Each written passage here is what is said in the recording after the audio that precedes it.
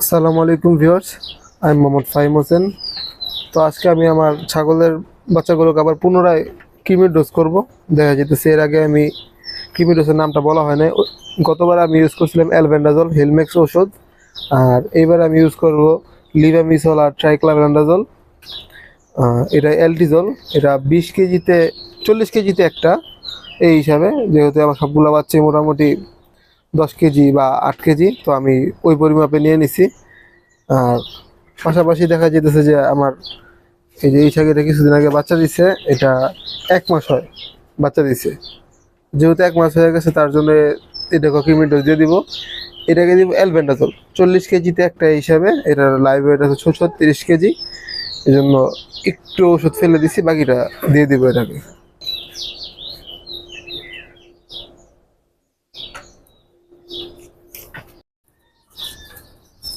আমি যে ওষুধ গুঁড়ো করে নিছি গতবারের মতো সেম একইভাবে।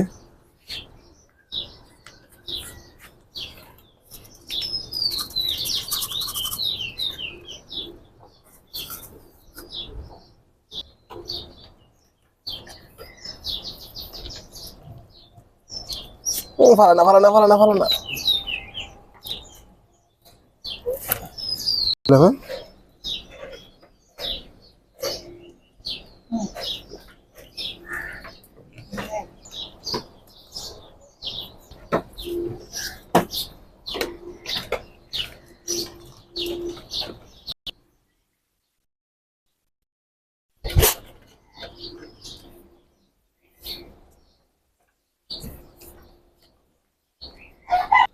এখন তো বোঝে না এটা যে ও একটা দিন নাকি আস্তে আস্তে জানিকে একটা না দিলে হয়তো ফালাই দিবে সব।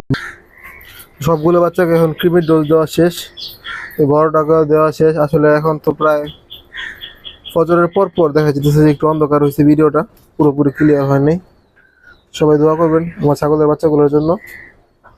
আর ভিডিওতে যদি কোনো কিছু না বুঝাইতে পারি, আমি অবশ্যই আমাকে ইনবক্স করবেন, অথবা ভিডিওতে কমেন্ট করবেন, আমি রিপ্লাই দেওয়ার চেষ্টা করব। আসসালামু আলাইকুম, আল্লাহ হাফেজ।